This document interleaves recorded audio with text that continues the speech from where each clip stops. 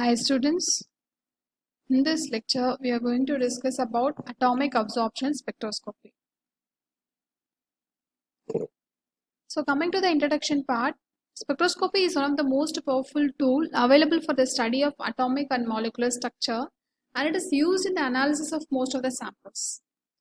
Spectroscopy deals with the study of interaction of electromagnetic radiation with the matter. During the interaction, the energy is absorbed or emitted by the matter. The measurement of this radiation frequency is made using spectroscopy. So next, types of spectroscopy.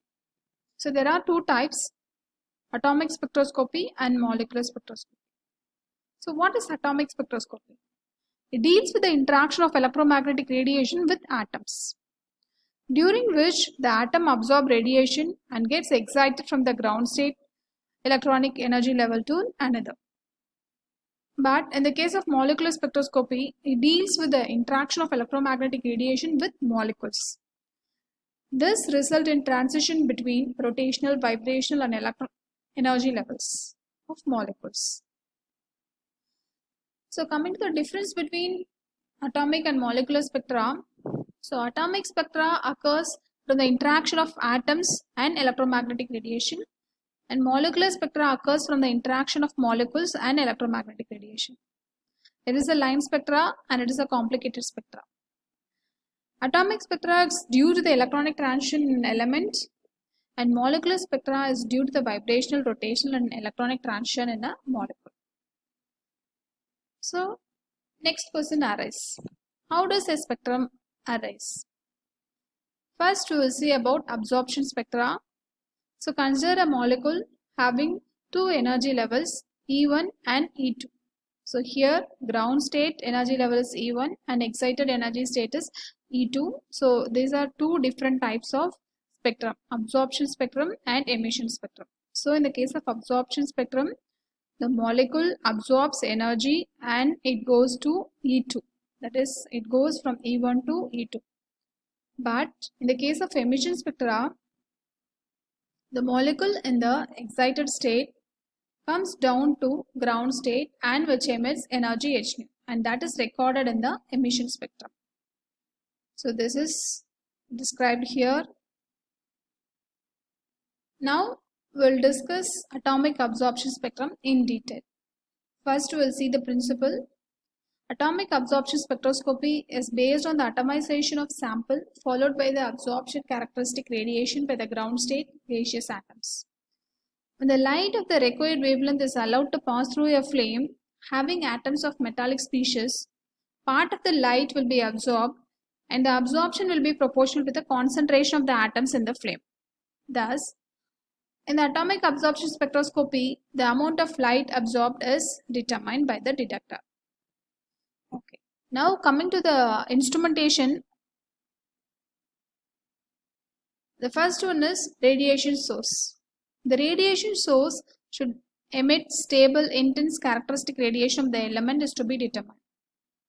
Mainly the hollow cathode lamp used as a radiation source in the atomic absorption spectroscopy, which consists of a glass tube containing a noble gas like argon and it acts as an anode, and the hollow cathode made of the analyte metal is generally used.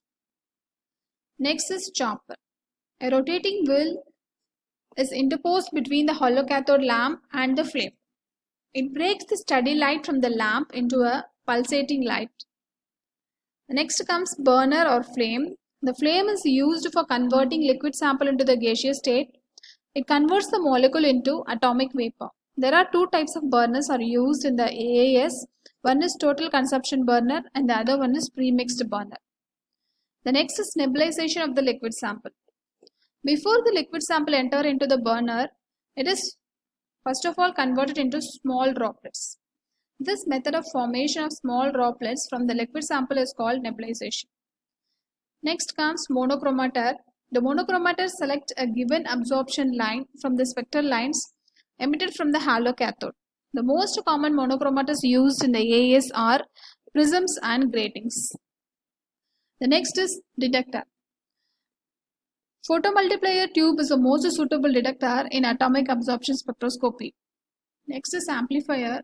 The electric current from the photomultiplier detect is fed into the amplifier, which amplifies the electric current many times. The last one is recorder. The signal coming out from the amplifier is recorded using a chart recorder or digital readout devices.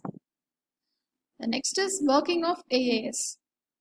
The characteristic radiation obtained from the hollow cathode lamp is passed through a flame into which the sample is aspirated. The metallic compounds are decomposed into atoms of the elements to be measured. The atoms absorb a fraction of radiation in the flame. The unabsorbed radiation from the flame is allowed to pass through a monochromator. From the monochromator, the absorbed radiation is led into the detector. From the detector, the output is amplified and measured in the detector. So this is how AAS looks like. The hollow cathode lamp and chopper, flame, and slit, prism, and photocell. So this is a simple block diagram of atomic absorption spectroscopy, and we have all discussed each in detail. So with the help of this AAS, we will estimate quantitatively nickel. So for this, we have to fix the wavelength of 232 nanometer, and the light source used here is hollow cathode lamp, nickel. Nickel lamp we have to select.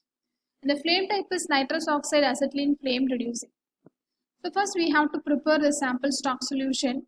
For this, standard nickel solution of 1000 ppm is prepared by dissolving 1 gram of nickel nitrate in diluted nitric acid. Next, from the stock solution of nickel metal, a series of standard solution are prepared by appropriate dilutions like 10 ppm, 20 ppm, 30 ppm and 40 ppm. And for all these things, we will record the absorbance, and finally from the graph, we will come to know the unknown concentration of nickel.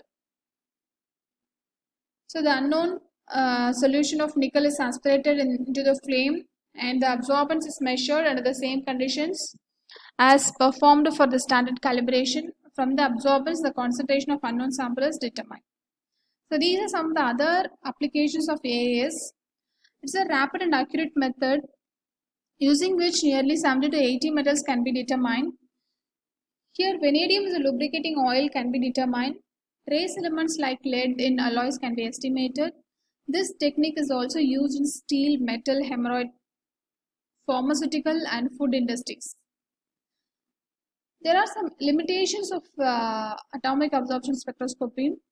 Preparation of sample solution is tedious and time consuming. It does not provide any information on the chemical form of the metal. This technique is limited only to metals. So at the end of this lecture, you will be able to acquire knowledge on atomic absorption spectroscopy.